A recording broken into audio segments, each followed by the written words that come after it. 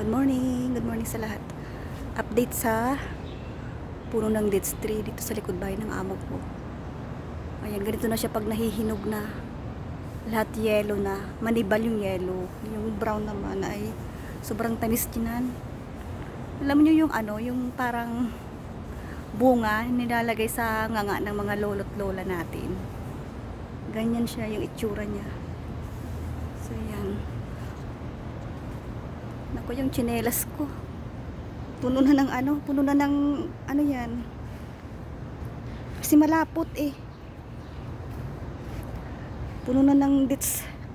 Oh, nasiglaglaga na dyan. Oh, ang dami. So, nagdala ako ng plastic. At isa-isahin ko yan na pulutin. Gawin kong pangtanim. Yan.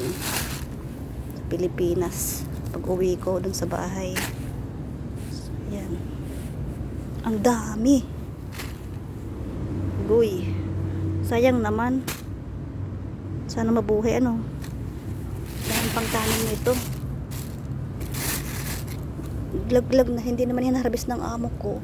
Kinukuha lang yung mga manibalba, yung mga yellow lang. Itong mga brown na, wala na, hindi naman kinakain. Kinakain nila yung galing sa factory. Yun ang kinakain nila. Brown. Ang tamis nito. Sobra pa sa asukal. Ang dami. Yan o. Isa-isa kong pulutin to. Gawin kong pangtanim yung mga boto. Okay. Dami. Napuno siguro tong plastic ko sa dami.